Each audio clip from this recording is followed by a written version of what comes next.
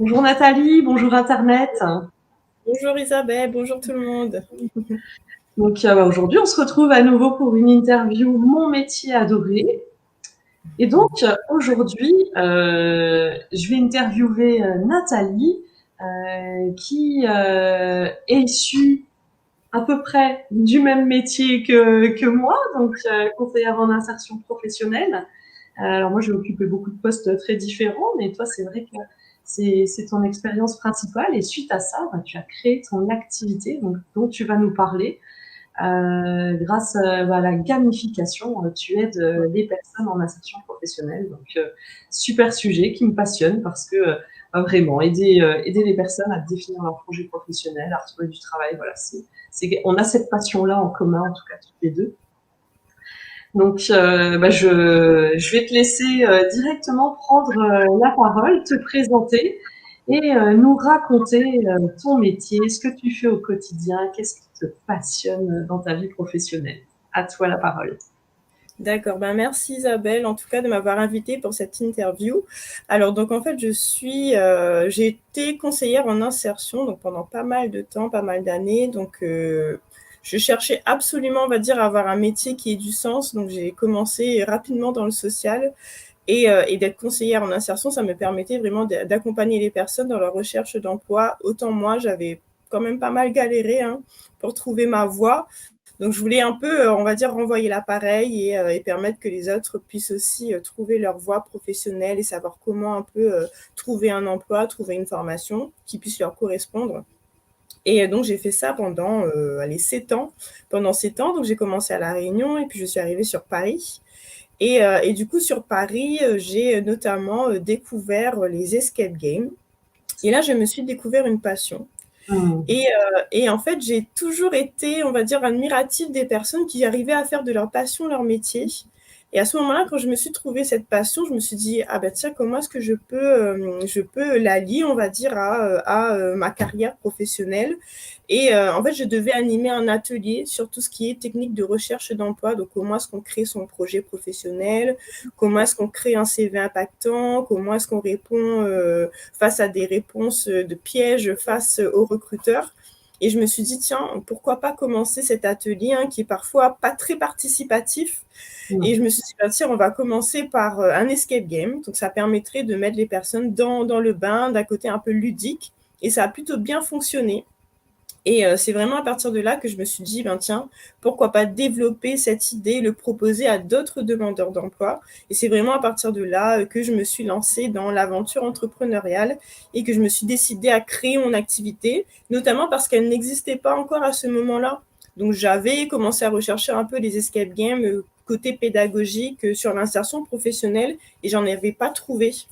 Donc moi j'étais salariée à ce moment-là, donc j'ai tout quitté on va dire pour me lancer, créer vraiment une activité qui me passionne et, euh, et qui me permette aussi de rendre les personnes plus actives et moi aussi de me révéler en quelque sorte, mine de rien je me suis révélée, j'ai un aspect plutôt réservé de base et quand j'anime des escape games je ne suis pas du tout réservée, on me voit une autre facette et pour le coup c'est vraiment tout plein d'éléments qui se réunissent et qui me permettent de me sentir bien dans ce métier-là.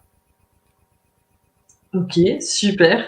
Donc, t'as réussi. J'adore le cheminement que tu as de vouloir faire de ta passion ton métier. Et c'est vrai que moi, avec les interviews, mon métier adoré, c'est un petit peu aussi ce que j'ai envie de montrer. C'est cette capacité qu'ont certaines personnes de créer leur métier, de créer leur passion au quotidien pour pouvoir se faire plaisir au travail. C'est super, super important d'aimer ce qu'on fait. Ça nous permet de nous motiver sur le long terme. Donc là, toi, tu as démarré le projet alors toute seule.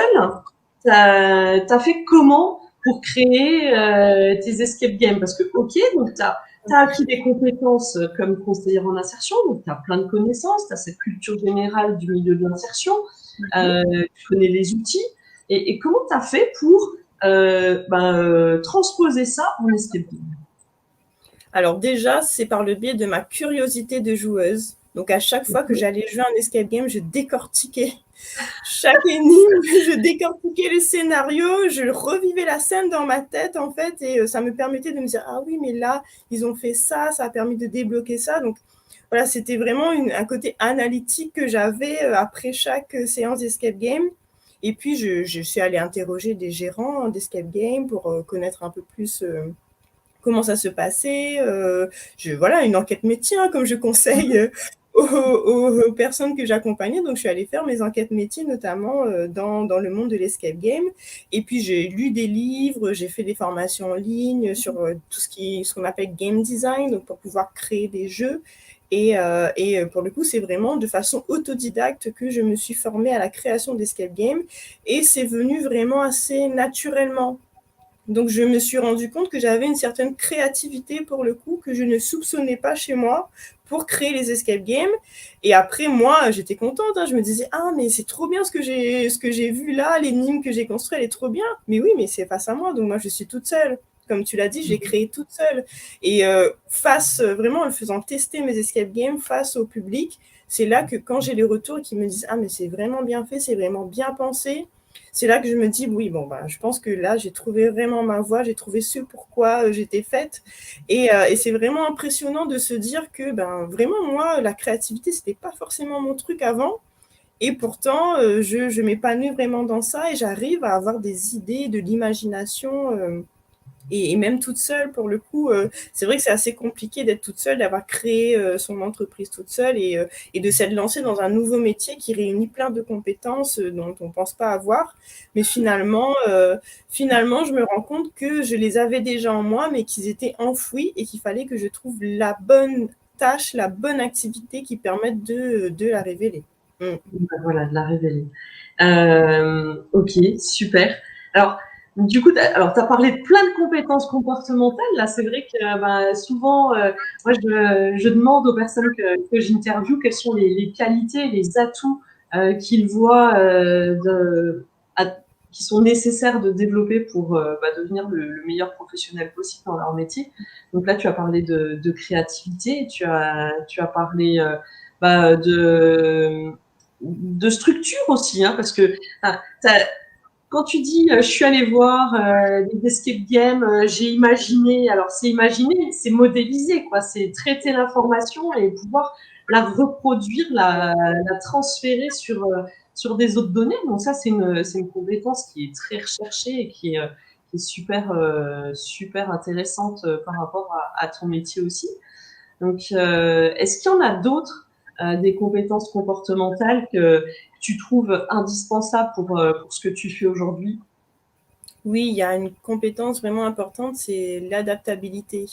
Donc, comme je travaille face à des gens qui jouent un jeu dont parfois ils n'ont jamais joué, donc ils doivent vraiment découvrir d'eux-mêmes ce qu'ils doivent faire. Il n'y a pas de consigne dans un escape game. Donc, il faut vraiment s'adapter au comportement de chacun, aux réactions de chacun. C'est aussi un rôle d'animateur. Donc, un animateur, il doit forcément constamment s'adapter vraiment au public qu'il a en face de lui. Si en face de moi, ils sont un peu trop sérieux, donc je reste un peu sérieuse quand même. Si je vois que ça rigole, donc je peux lancer des blagues.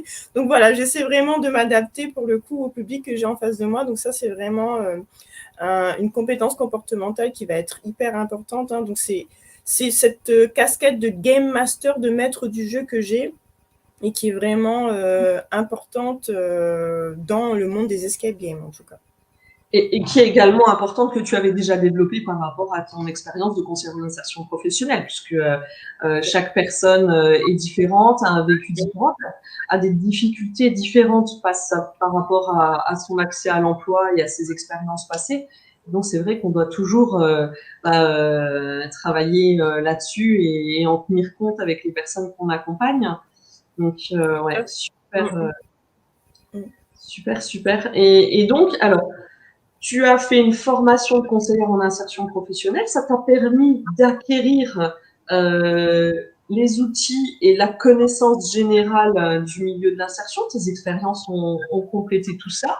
Mais du coup, tu parlais de formation en ligne par rapport à l'outil, mais il n'y a pas de formation spécifique pour faire le métier que tu fais aujourd'hui. Tu as tout créé, en fait, quoi. C'est ça, oui, effectivement, il n'y a pas de formation spécifique pour créer des escape games pédagogiques. En tout cas, quand je me suis lancée, il n'y en avait pas. Là, je vois qu'il y en a quelques-unes pardon, qui émergent. J'ai Effectivement, rencontré la FNA il n'y a pas très longtemps et j'ai l'impression que dans leur formation de formateur, il y a une partie gamification maintenant. Il doit y avoir au moins un module là-dedans que je trouve intéressant. Mm. tout à fait, oui, c'est vrai que la gamification, pour le coup, là, ça prend de plus en plus d'ampleur, autant dans le monde de la formation que dans le monde de l'entreprise. C'est vrai que on peut parler d'effet de mode, hein, mais finalement, c'est pas vraiment un effet de mode parce que les gens, ils en ont besoin aussi de sortir un peu du côté formel et de voir un peu autre chose, de s'en sentir un peu plus immergé, de se sentir un peu plus impliqué dans ce qu'ils font. Donc la gamification, ça permet vraiment de se motiver, de s'encourager, de s'engager dans une démarche, dans une action. Donc effectivement, c'est pour ça que ça émerge de plus en plus, notamment dans les formations, et qu'on en parle de plus en plus. Et c'est vrai que, alors toi, tu as créé un jeu au service de l'insertion des personnes. Là, la semaine prochaine, moi, je rencontre une entreprise qui crée des jeux. Donc, elle répond à des commandes pour gamifier des situations spécifiques, des compétences comportementales. Donc voilà, tu as raison, hein, ça prend vraiment de l'ampleur. Donc moi, ce que j'aime dans ton projet et que j'ai envie aussi de partager, vu que tu mets ton projet à disposition d'autres animateurs pour ceux qui veulent acheter Oui. ton projet et pouvoir le l'essaimer au plus grand nombre sur notre territoire. Moi, ce que j'adore, c'est justement permettre aux gens de se révéler. On parle de compétences comportementales, c'est la recherche d'informations, c'est une compétence comportementale, l'analyse, tout ce qu'on fait dans un escape game, ça permet d'identifier des compétences comportementales, de les développer aussi. Et ce que moi j'aime bien dans cette idée-là, c'est que on peut le faire sans même s'en rendre compte. Après, on fait le point avec l'animateur et du coup, ça permet aux gens de gagner en confiance. Et quelque part, quand on cherche un nouveau projet professionnel, quand on essaye de s'insérer professionnellement, c'est bien souvent ce qui manque aux gens, la confiance en soi, la déstabilisation. On perd ses repères quand on change de projet ou quand on cherche un emploi. Et du coup, je trouve que amener ça avec le jeu, c'est vraiment sympa. Quoi. C'est ça. Et puis, c'est pas leur dire tu as telle compétence comportementale, c'est eux qui le mettent en application et qui s'en rendent compte. Et ils s'en Ouais. rendent compte aussi par le biais des pairs, en fait. C'est les collègues avec qui ils ont joué qui vont dire ah, mais j'ai découvert ça chez toi que je connaissais pas, par exemple. Donc, d'avoir ce retour-là vraiment des pairs, ça permet aussi de mieux s'en rendre compte et de pouvoir les valoriser aussi par la suite. C'est intéressant aussi pour les personnes qui n'ont peut-être pas beaucoup d'expérience professionnelle et qui veulent justement valoriser leurs compétences. Le côté loisir, les activités extra-professionnelles qu'elles ont permettent de développer des compétences. Donc, il faut qu'elles puissent réussir justement à s'en rendre compte et à les valoriser par la suite. D'accord, super. Alors, du coup, toi, quand t'as décidé de changer de créer ces escape games, donc tu disais, t'as lâché ton boulot à ce moment-là pour pouvoir t'y consacrer à plein temps, pouvoir être focus. C'est vrai que moi, j'ai travaillé un peu en même temps que j'ai essayé de créer mon activité, c'est pas évident. Alors, il y a plein de gens qui le font, mais c'est vrai que c'est pas toujours facile. Là, tu concevais un outil, donc t'as arrêté. Là, maintenant, tu as repris un emploi partiellement pour maintenant voilà maintenant que tu es dans le déploiement c'est peut-être plus facile bon, en tout cas Oui, c'est oui, oui. la même phase. J'ai notamment repris un poste salarié de conseillère en insertion parce que j'ai déménagé donc de la France métropolitaine. Je suis allée à La Réunion et donc ça me permet, on va dire, de renouer avec l'accompagnement des Réunionnais et de pouvoir, on va dire, mieux adapter mes escape games à ce public-là. Et puis puis en même temps, c'est un peu un manque que j'avais. Je me rends compte que j'aime vraiment en fait l'accompagnement et je pensais avoir plus besoin du côté collectif, des ateliers collectifs sous forme d'escape game. Mais le côté individuel, il me manque aussi, donc ça me permet de renouer avec ça et qui sait peut-être pourquoi pas lancer une offre qui soit un peu plus individuelle, mais bon, on verra bien. Mais effectivement, donc j'ai arrêté mon emploi il y a 2 ans. Donc c'était juste avant la période Covid. Donc je me suis dit, bon, bah, je vais lancer quand même rapidement mon projet. Et puis, ben, le Covid est arrivé et voilà, donc ça a beaucoup, beaucoup ralenti le projet. Ouais. Et du coup, j'ai lancé mon entreprise l'année dernière, en 2021. Donc ça m'a pris quand même 1 an pour peaufiner, on va dire, mes scénarios d'escape game, pour les faire tester, pour moi aussi me sentir un peu plus crédible Mhm. dans cet aspect-là. Et aujourd'hui, donc j'ai repris ce poste salarié, mais il faut que je travaille quand même à côté pour Boost Job et que je puisse réussir à le développer. Donc c'est aussi l'occasion pour moi de rencontrer des potentiels clients avec mon poste de CIP, de rencontrer de potentiels clients qui pourraient être intéressés par mes offres d'escape game. Et alors, là, aujourd'hui, donc, tu as créé 3 scénarios d'escape game que tu proposes. Euh, Est-ce que tu as déjà envisagé la suite? Est-ce que tu as envie d'en créer d'autres, des scénarios? Est-ce que tu as envie de répondre à des commandes? Par exemple, Isabelle Duchesne, elle te dit, moi, j'aimerais bien créer un escape game pour les gens qui sont en emploi et qui recherchent un autre métier. Donc, on est toujours sur l'élaboration du projet, mais on n'est pas sur les mêmes exercices, vu qu'on n'est pas sur un public en difficulté d'accès à l'emploi. C'est une bêtise, hein, c'est comme ça, c'est juste pour... donc, est-ce que tu as envie de déployer différemment, de tester d'autres prestations ou pas? Oui, oui, oui, j'ai envie de développer d'autres scénarios, notamment sur la création d'entreprises Ah, et, génial. et sur les compétences transférables. Mhm. J'ai envie de développer deux autres scénarios sur ces thématiques-là. Et aussi, notamment, effectivement, pouvoir répondre là à des commandes spécifiques sur des besoins spécifiques, mais toujours vraiment en restant dans l'univers de l'orientation professionnelle, de la recherche d'emploi. Ça peut être, par exemple, pour des entreprises qui ont des salariés qui souhaitent se reconvertir. Donc, ça peut être aussi de proposer des escape games sur comment est-ce que je peux mieux me reconvertir, enfin l'orientation professionnelle notamment. Mhm. Donc ça peut être effectivement sur ces thématiques-là. D'accord, super. Alors, si j'avais une baguette magique, Mm. est-ce que tu auras envie de changer quelque chose dans le parcours que tu as eu, ou est-ce que pour toi tout est bien comme ça a été et pas de souci? Oui, oui, oui, je changerais quelque chose. Je trouve que je me suis quand même précipitée lorsque j'ai lancé mon entreprise, donc j'étais pas, on va dire, hyper bien calée sur tout ce qu'on appelle business plan. Donc j'ai un peu zappé cette partie-là. Oui, et du coup, de me rendre compte que je suis allée trop vite dans ma création d'entreprise, c'est effectivement ce qui m'a permis de me dire qu'il est important vraiment de travailler sur la notion de création d'entreprise, quelles sont les étapes hyper importantes, les étapes qu'il ne faut absolument pas rater, zapper, et que je pourrais appliquer dans l'escape game que je vais créer par la suite. Super.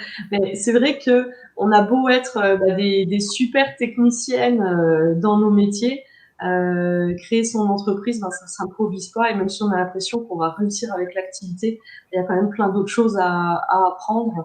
Donc, ouais, je comprends ton envie de développer ce nouveau projet. Exactement. Alors, est-ce que tu as réfléchi à la question que je pose à chaque fois? Est-ce que tu te souviens du métier que tu avais envie de faire quand tu avais 10 ans? Alors oui, j'y ai réfléchi et oui, je me souviens très bien de ce que je voulais faire quand j'avais 10 ans et c'était professeur des écoles. Ah, t'étais déjà dans la transmission. Exactement. Ok. Parce que j'aimais énormément l'école à cet âge-là.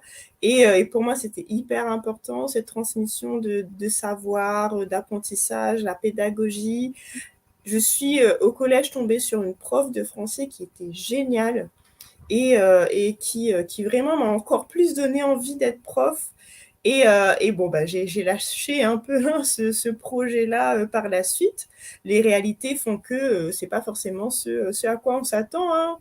Mais du coup, aujourd'hui, effectivement, je m'y retrouve au final parce que je suis dans la pédagogie. Je suis là pour transmettre un savoir, pour transmettre des apprentissages, pour faire en sorte que les personnes que j'accompagne soient autonomes. Ouais. Et c'est ce que fait un professeur. Hum. Il est dans l'accompagnement et il vise l'autonomie des personnes, de ses élèves. Mmh. Ok, super. Des super compétences transférables. Exactement. Mmh. Ok, ok. Alors, moi, je t'ai posé toutes les questions que j'avais envie de te poser. Et du coup, est-ce que toi, il y a des choses dont on n'a pas parlé et que tu as envie de partager dans cette vidéo pour présenter ton métier? Euh, Mmh. Raconte-nous si tu as encore des choses à nous faire Mmh. profiter. Oui, une dernière petite chose, c'est que ce que j'aime dans mon métier, c'est qu'il est à la fois intellectuel et manuel. Dans le sens où je dois beaucoup réfléchir aux énigmes que je vais créer, donc réfléchir aux connaissances que je veux faire acquérir, les transformer en énigmes, les intégrer dans un scénario. Donc, il faut beaucoup réfléchir à tout ce cheminement-là et faire en sorte que ce soit vraiment pédagogique. Et à côté de ça, c'est manuel parce que je crée les objets de l'escape game, je crée les énigmes, je crée les puzzles par exemple, je crée des fiches de superposition. Donc, quand j'en ai un peu marre du côté intellectuel, je peux me tourner vers le manuel. Donc, c'est Ah, vraiment complet, c'est vraiment un métier qui est vraiment complet pour moi et qui me correspond vraiment beaucoup. d'accord, d'accord. Et alors, tu formes les personnes qui ont envie d'utiliser ton outil et devenir animateur ou animatrice d'escape game. Et du coup, les personnes, elles ont, tu leur parles de ça avant pour qu'elles s'y retrouvent ou être sûres que ça va leur plaire aussi, qu'elles vont pas être en difficulté si par exemple les personnes ne sont pas manuelles ou comme ça. Non, c'est juste au niveau de la création qu'il y a besoin, c'est pas au niveau de l'animation. Exactement, c'est plutôt au niveau de la création. L'animation après, il y a juste besoin d'installer, hein, les éléments au bon endroit, mais il y a pas ce côté-là où je crée les objets. Ils sont déjà fournis, tout est fourni, dans le kit, que je leur propose. Donc, il y a pas vraiment à avoir, il y a pas besoin forcément d'être à l'aise avec le côté manuel, de l'escape game, ni même le côté intellectuel dans le sens où ils ne créent pas les énigmes. Donc ils vont avoir les énigmes qui sont déjà créées, qui sont déjà intégrées dans le scénario. Il y a juste à faire le rôle de l'animateur. Et là, c'est pas le plus facile non plus, hein, parce qu'il faut vraiment être, être arrivé au bon moment. Déjà, faire en sorte que les personnes jouent le jeu, donc rentrent vraiment dans le rôle et dans la mission qu'ils ont, observer toute la séance, hein, du début à la fin, et faire en sorte d'arriver au bon moment, dans le sens où, quand je vois que les personnes, elles bloquent, de leur donner un coup de pouce au bon moment, sans donner la solution. D'être Oui, constamment dans l'accompagnement. c'est ça, parce que en fait, en animant, eh ben, on a déjà la solution. Et du coup, il faut pas être quelqu'un d'impatient, il faut réussir à laisser la Voilà, personne travailler, faire son chemin tout à euh, fait. et la laisser dérouler le fil. Pour, comme Mm. tu dis, ouais, l'aider au bon moment et lui créer le déclic. Mais oui, c'est pas du tout les mêmes compétences comportementales pour le créer que pour l'animer, en fait. C'est vrai. Et puis, il y a le côté aussi après séance de jeu, où il y a le côté débriefing, où là, Ouais. on va revenir sur les notions qui ont été vues. Donc, il faut arriver à faire en sorte que les connaissances, elles soient assimilées et faire émerger, on va dire, les esprits critiques, le côté soft skills de chacun pour qu'ils puissent en parler. Mm. Ouais, super, génial. T'as encore d'autres choses à nous raconter? Pour l'instant, c'est tout.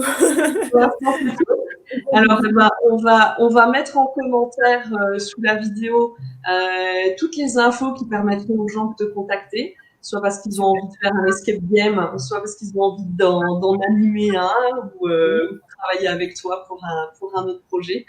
Bon, en tout cas, moi, j'étais ravie de t'accueillir et puis de faire davantage connaissance avec tout ce que tu fais. C'est passionnant. Je te dis à bientôt, à très vite. Merci beaucoup encore Isabelle pour ton invitation, c'était un excellent moment, merci vraiment et à très vite. Super, à bientôt. À bientôt.